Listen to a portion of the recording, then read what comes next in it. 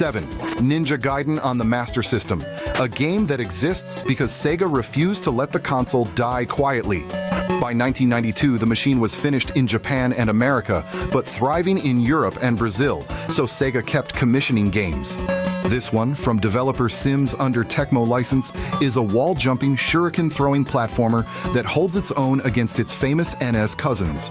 Ryu bounces between walls here, years before the 3D games made that standard. And it's a completely original adventure, not a port.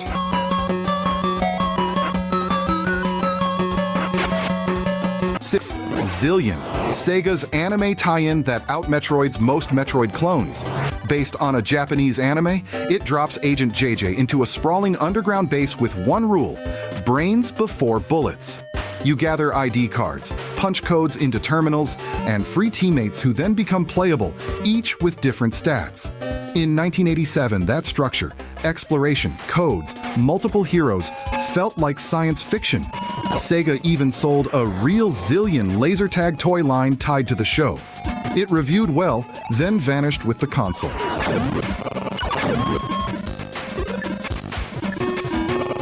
Top 5, where the Master System stops copying and starts fighting back, with Sega's own Castlevania, its samurai epic, and its lost Zelda still to come. 5. Power Strike. Compile, because on 8-bit Sega hardware they were untouchable. This is the first Aleste game, the series that later became Musha on the Genesis.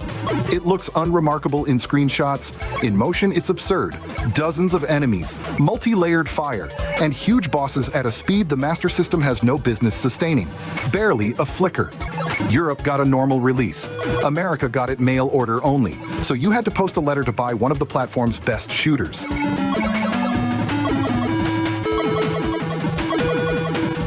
4. Psycho Fox, the platformer with the strangest movement on the system. You're a fox with a punch and a shrine stick that swaps your body between 4 animals: fox, monkey, hippo, tiger, each with different jumps and powers, all wired around momentum. Get a full sprint going and you fly across the stage like a pinball. Developer Vic Takai clearly loved these mechanics. Decap Attack is its spiritual successor on the Genesis. It's fast, sunny, and completely forgotten.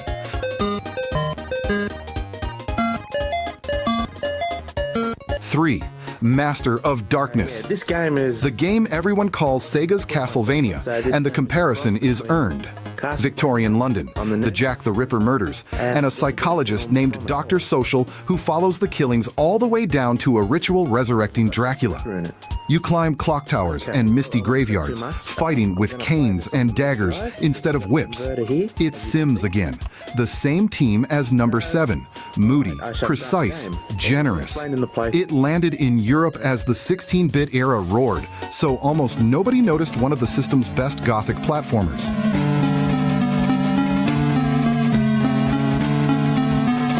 2. Kenseiden, Sega's samurai nightmare. You're Hayato, crossing 16th century Japan through fog, pagodas, and demon-infested caves, collecting scrolls province by province on a map that lets you pick your own route, all to stop a possessed Oda Nobunaga. The art is the star. Huge sprites, heavy atmosphere, bosses pulled straight from folklore paintings. It's hard in the old, deliberate way where every swing matters. Nothing on the NES that year looked like this, and retro critics have spent 30 years admitting how good it is.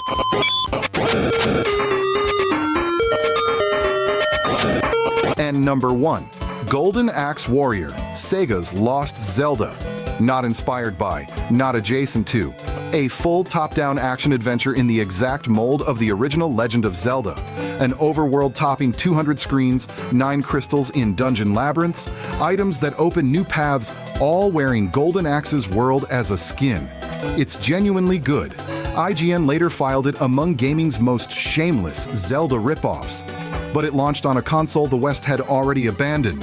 Sega made it Zelda, and history didn't show up.